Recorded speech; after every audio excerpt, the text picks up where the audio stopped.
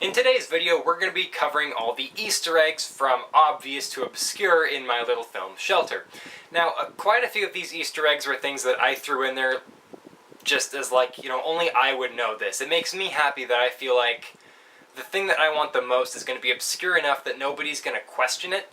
Because something I'll get into in a very later episode was there was times on this film where I didn't feel completely comfortable with my vision. Like, I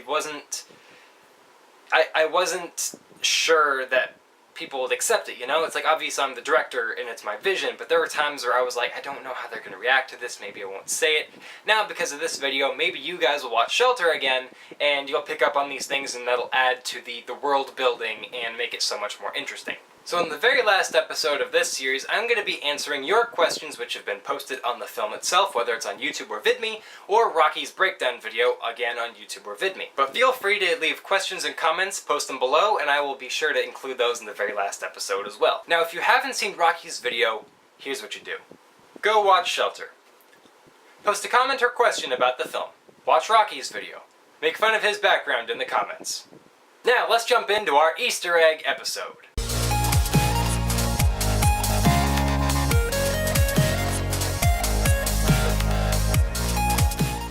The song that plays in the very first scene of Riley walking around at the radio is Crawl Out Through the Fallout by Sheldon Allman. Now, the reason we chose this song actually has to do with Fallout, the past, and the present. Now, Fallout is very much based in a futuristic 60s aesthetic sort of world. And that world ends in a Cold War situation, very much like our Cold War, but again, that's futuristic with nukes and crazy technology. Now, with all the stuff going on today with thermonuclear scare, it's basically like Cold War II.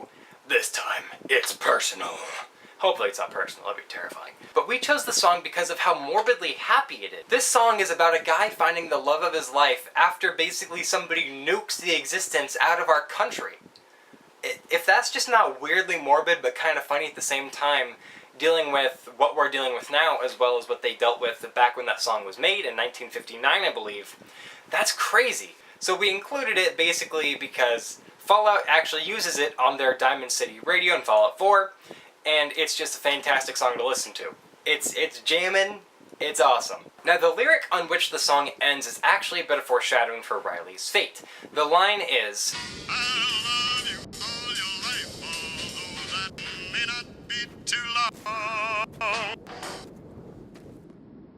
Upon a second viewing, maybe some of you might have picked up on this, but here it is. Just in case anybody missed it, there's significance into how we end that song. Which actually, interesting enough, was a happy accident. We were sitting in the editing bay, and I was just kind of trying to find the part that I wanted to use of the song. There were parts of the song that I wanted to use quite a bit, because at least I thought they were funny, and I wanted other people to hear them. And I dragged it out to this point, and then just cut it off at a random point in which he stops walking. And it just happened to end on that exact line. So I was like, that's a happy accident, and then let's make the radio kind of cut out. I think it's a pretty good little scene, and actually the first scene is probably my second favorite in the movie, aside from the very last scene. When Riley and Marza are talking around the campfire for the first time, Riley mentions that bandits had come in and stolen everything and killed everybody and took all the food from the settlement he and his family were slaves in. Now, originally this line was raiders, not bandits. The actor had changed it in the moment, which is completely fine. Actually, if I had thought about it for a longer time, I would have cut that and made it bandits instead of raiders. Now, I would have chosen bandits because I feel like raiders would have been a too on-the-nose reference to Fallout. And this world is inspired by Fallout. It's like Fallout, but the timelines diverge a bit from the Fallout timeline, and it kind of shares ties with our timeline in our current world right now. Having the word raiders, though, it might have made it sound like it was in the same world and made it feel maybe like a fan film, and that's what we wanted to stray away from. We wanted to have the inspirations of it and have things that people could latch onto, like emotional or Easter eggs and stuff that people could say, I relate to this because of my time playing Fallout. Every person has a different emotional connection to a game, and when other people pick up on things like that in a film or something, or a reference, that can make them really happy. So that's what we wanted to stick with, and not saying, hey, by the way, this is possibly in the Fallout world.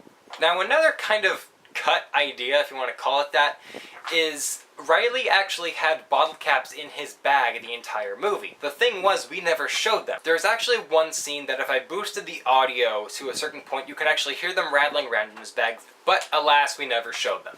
The first instance in which we wanted to show them was actually when Riley dies at the end. So if you haven't watched Shelter and now you hear that Riley dies, that's your fault. You should have watched Shelter first. Originally, we were going to have the shot where it was kind of overhead and it shows him fall and hit the ground and the bottle caps kind of spray out around him. Now, there were multiple reasons we actually cut this idea out. Number one, it was a time constraint. We were filming on the very last day we could even film this stuff. We were working right up until the last moments of daylight, which is actually why the last scene gets so dark so quickly. Another reason we cut that is because it would have detracted from the emotion of the scene. Showing all these bottle caps, it would have distracted people from the emotion of the scene. They would have been like, oh crap, that's bottle caps, like Fallout, instead of understanding that Marza has just lost a person that she was starting to let into her life. And to have bottle caps, it would have just detracted from that. It would have taken away from it. And that is actually why we hold on Marza's reaction for so long. Marza's reaction was cut shorter. We trimmed that down a bit. But I was watching it again, and I needed more of that time on her face, just for that moment of loss. Because she did really well in this movie, I think. And so I needed that to carry on through the scene, and plus the music done by Will Killen, our composer, fantastic job as well. It holds, and it's just that like long emptiness of sadness is there all of a sudden. And that's why we didn't have a weird reference or anything there. It's just purely letting the actors and the music do its thing. There's actually a song lyric that influenced the props we used in this film, one prop in particular. Now there is a line in there that says, "Atom bomb baby, sweet as a plum, carries more warmth than uranium." When I heard that song for the first time, that line made me laugh. It was fantastic. It was kind of a sweet line too. And so that's why when we were trying to find the food for her to eat, it was like, plum? Get plums, because I was thinking about that because it was the day before we filmed the scene where she actually gets to eat the food that Riley gives her, and my mom, who was kind of in charge of props and getting stuff out to the desert along with my dad, I was telling her we need some food. We need some of the dog food cans actually we used in one scene. I believe the shorter can when he gives her the cans is dog food. The taller one is actually peaches. That's a fun little thing. But yes, he gives her a plum purely because I heard that song, and I'm like, they mentioned a fruit in that song, let's throw a plum. And that's why it's a plum. That's it. Only I will be proud of that. I liked it. Now, in an effort to separate ourselves from the Fallout world and show that we're not making a fan film, we actually have a little joke in Riley's costume. I'm going to show it to you because I still have it. For some reason, it was in my drawer, and I didn't know that until like 4 days ago, so I found it. Now, in the film, this is only visible for one shot. It's very, very obscure. If you saw it, then you have eagle eyes, and you should be very proud of yourself. But we actually have a Diet Nuka shirt. Originally, I wanted a Nuka-Cola, but I figured that's too on the nose. So if we get a Diet Nuka, it's like a watered-down Fallout. Was kind of the joke of having this. Our world is very much a watered-down Fallout, with not as much of the technology or stuff like that. And, oh my gosh, I actually have a fantastic story about the costuming that I will get to in a much, much later episode. But that reference right there was my favorite. It's fantastic. I liked it quite a bit. Now, those are all the Easter eggs. I've probably missed a few, but I highly doubt it because I made the Easter eggs. But thank you guys so much for watching this video. It's been fun to go back into my film after taking a break from watching it for a long time. It was a fun film to write, and I can't wait to talk to you guys about more stuff. If you want to see the film, click the card right up here, little I card. I don't know how cards work. I don't understand. I'm just going to put one there and hope it works. Next Friday, the next episode will come up, and that will be about the inspiration for all my characters and their designs.